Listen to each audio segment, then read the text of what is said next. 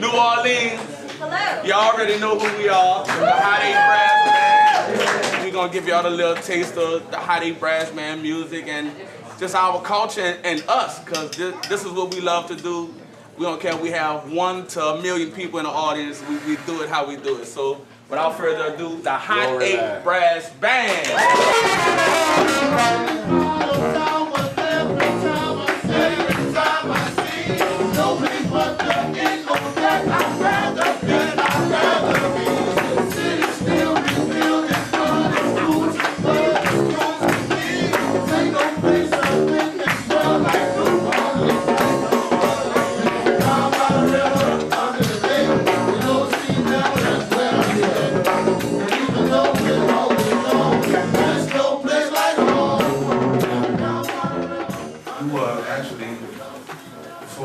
That was in '95 when the Hot 8 first started, actually, but like in '92, '93, the summer of '92. How old were you? We were all in 10th grade at that time, so about 15, 16, something like that. And we were all in the high school marching band, actually, so it was just about being competitive and marching parades, marching a lot of conventions, and at the same time, all of us went to the same high school when we first started. Which school was that? Uptown on Ferret on the LC Fortune. Fortune. Yeah, and so all of us was in the same school, and actually I remember Jerome, he was the leader of the band at that time. Before it even started, he had started, him and a guy named Nathan, and he said, hey man, we want you to be in our band. We're starting a second line band. I'm like, I don't want to be in the second line band. For what? He was like, well, you can get paid. I was like, well, when I start? Another brass band called the High Stepper Brass Band at that time.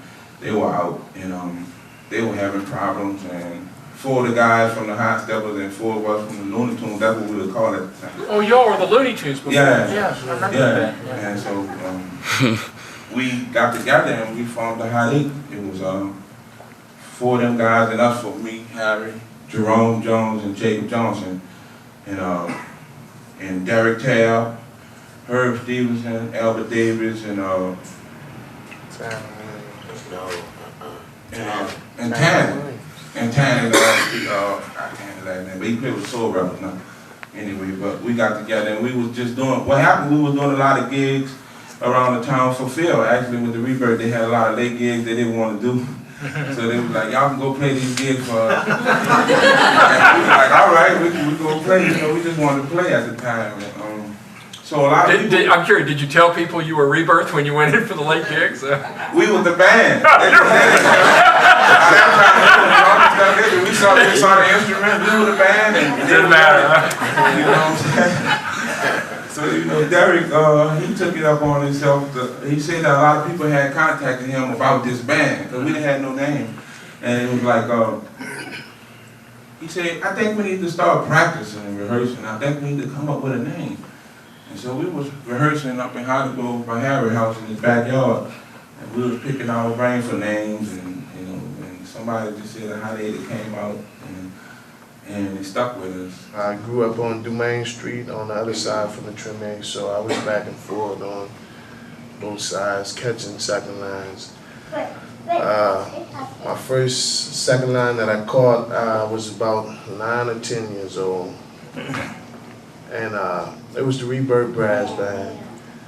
And what attracted me to the music was a guy named Keith Wolf Anderson. He really played good. He played the trombone good. And I gotta tell y'all that I even got a whipping from going to that second line. But it was worth it. It was worth it. Had next door neighbors by the name of the last name Thompsons. They were the Thompsons. Woody Thompson and Johnny Thompson. Johnny played drums and Woody played the trumpet. And they used to go out in the yard, in the backyard, and they used to jam.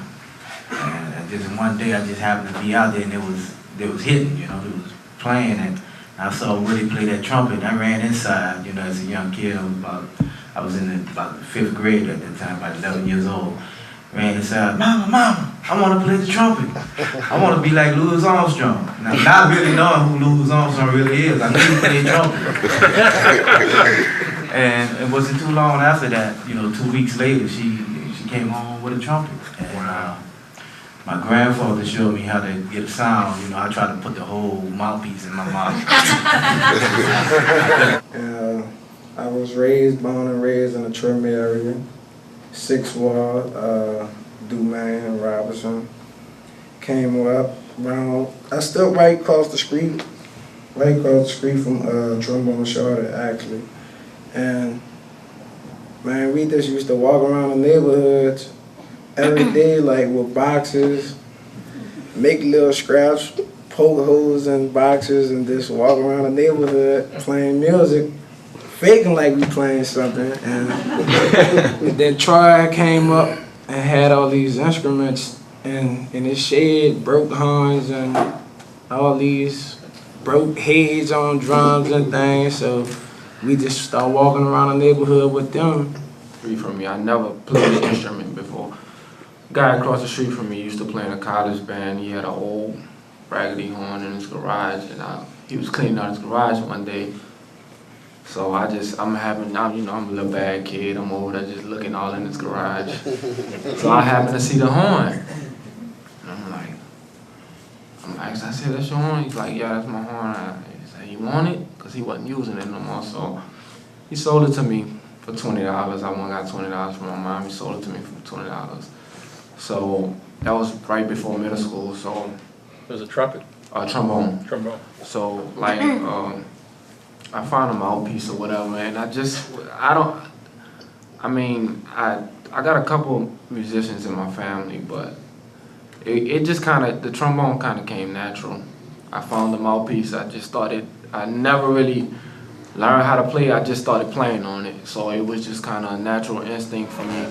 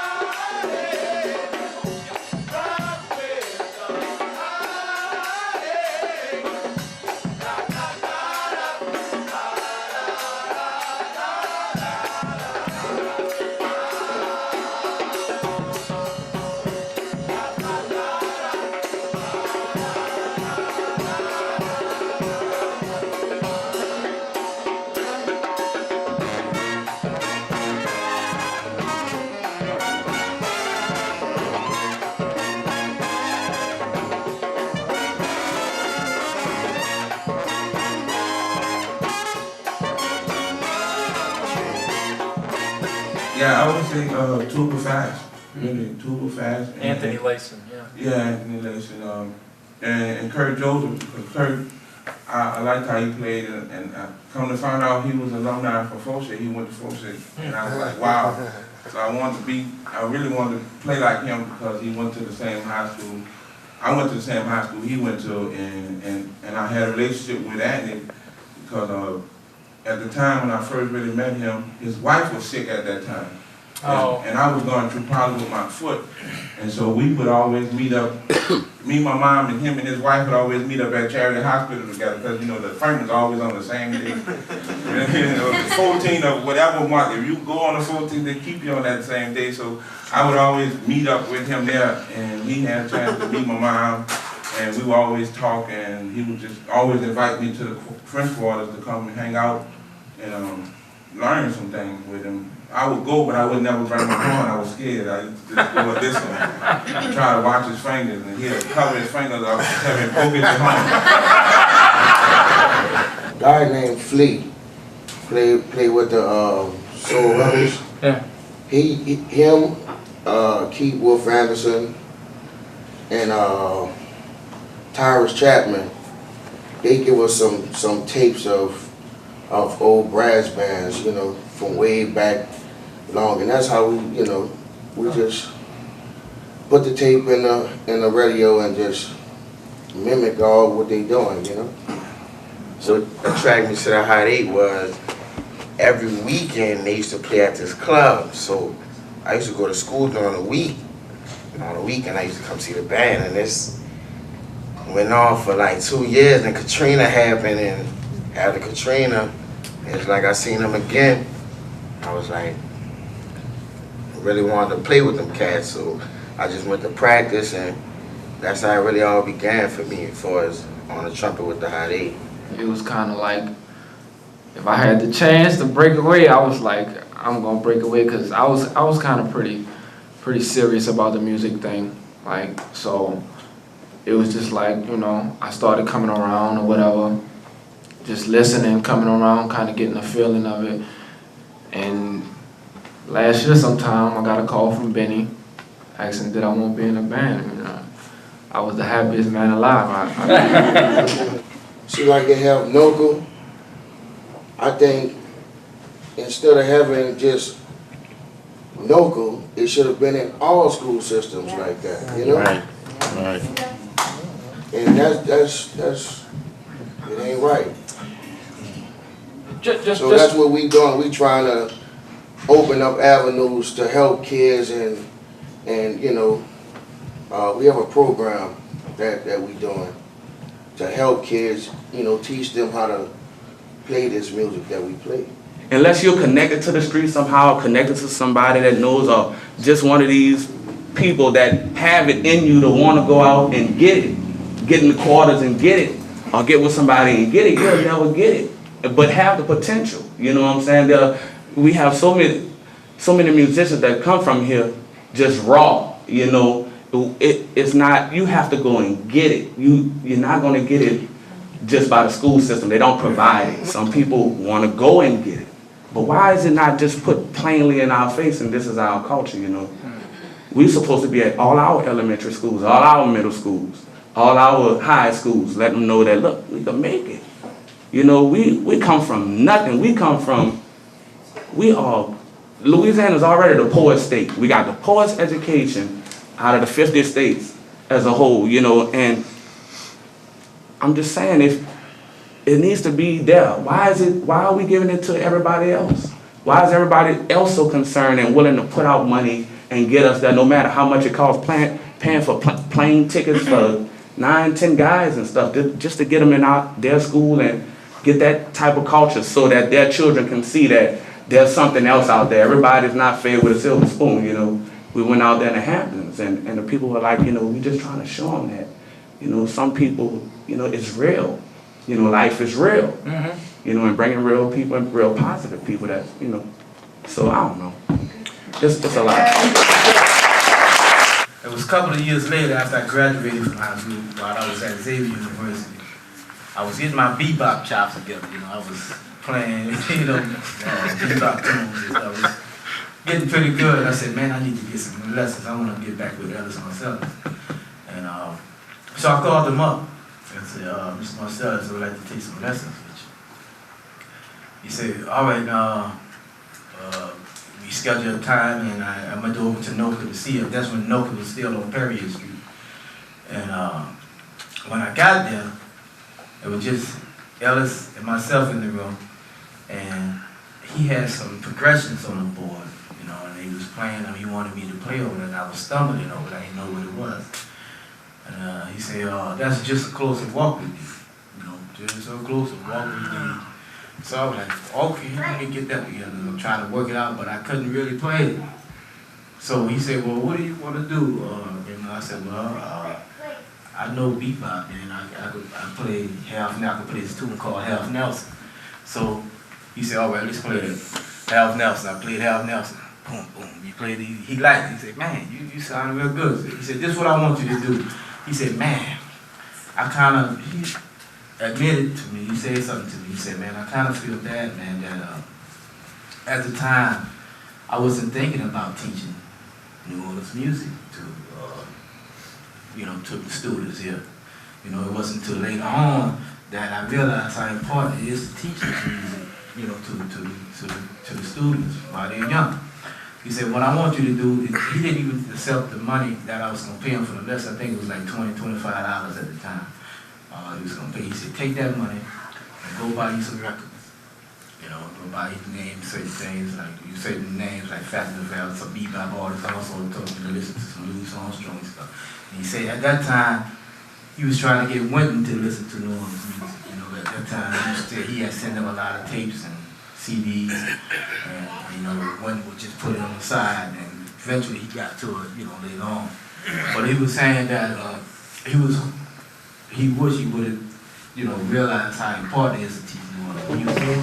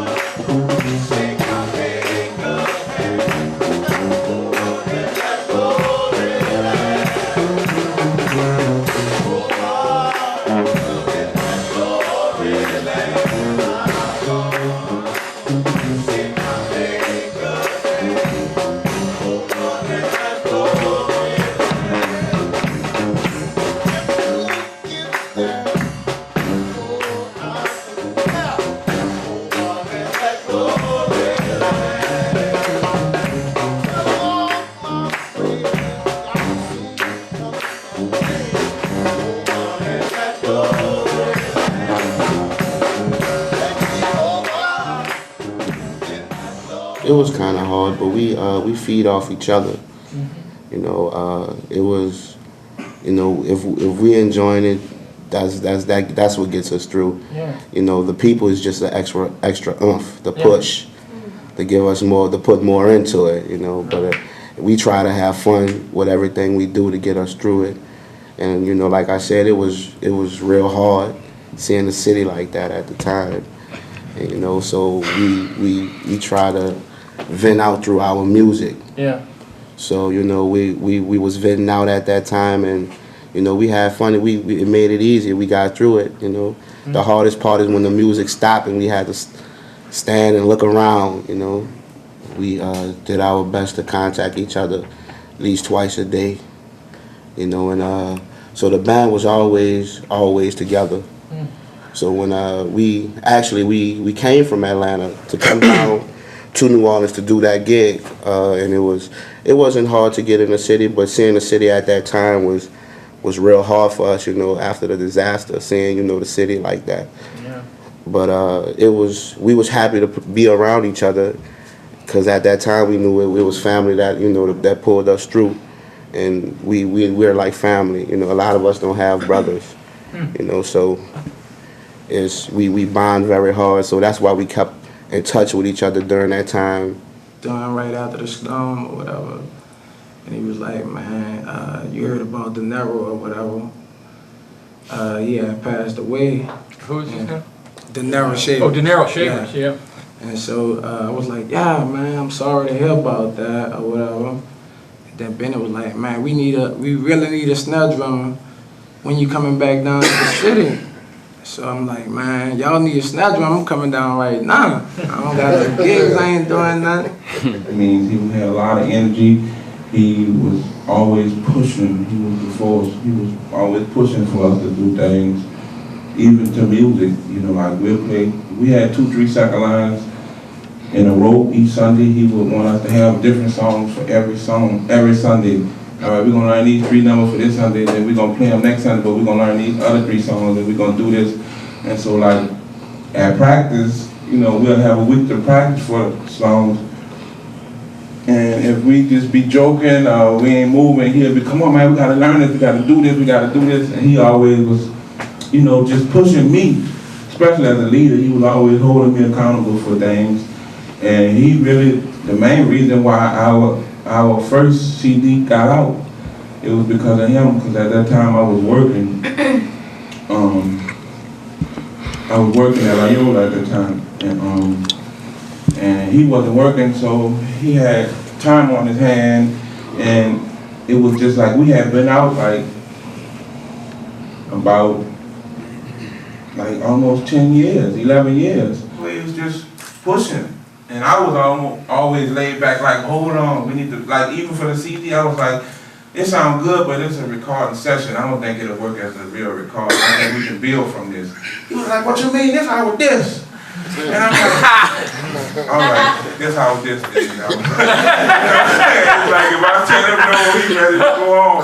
And I'm like, all right, we're gonna work with it. But I really don't like it. He like, you always gonna say that, man. Listen to you, we'll never have with this. This is it. And I'm like, we just did these songs down the list. We didn't even listen to them. The band in is that, you know, we saw that we only had us. A lot of people, you know, a lot of people wanted us to fail. A lot of people, we saw that, you know, in different instances. We didn't was looking for it. We just overhear people say things. We'll see how people would treat us after we just went through what that of a band member, even with dealing with Joe Williams and his situation. Shotgun Joe Williams was the first person that really gave me the confidence to really do it, to the song Ski Ski that he composed. And when I ran it, he was like, man, you tripping, that's it, we gotta do it just like that. What you talking about, man, you holding back on us, man. He wrote a lot of the Hot 8 originals. He didn't write them out physically, but he made them up in his head. That's all he would do. He would sit under the tree in front of his house and just like zone out and just, next time he come to practice, he like, this your part, drums I want y'all to be on the groove, or drums I want y'all to be up tempo on this. He was really composing.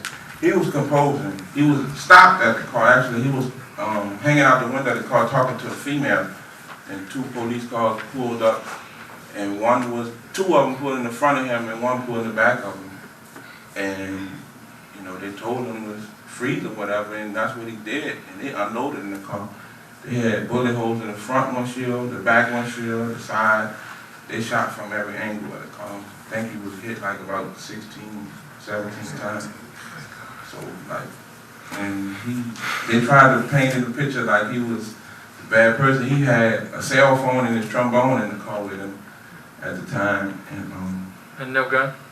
no weapon, no drugs, no nothing. And once we lost him, De Niro kept that drive going through me, and me and him actually recorded in his little, you know, studio at home. We were recording, and when it happened, the state that they put the band in was like somebody. We were playing a Super Bowl on the video game, John Madden, and somebody hit the reset button, start over.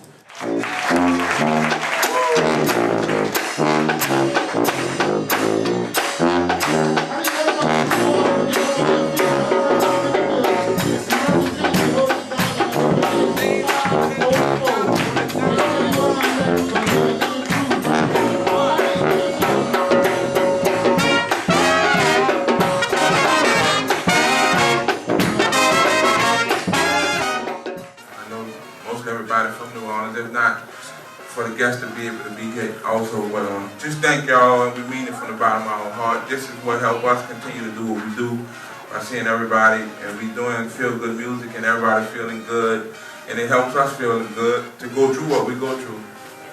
You know what I'm saying? Really, because we've been through a lot, but it helps. It really do. And so thank y'all again. We're gonna play one more song, I guess.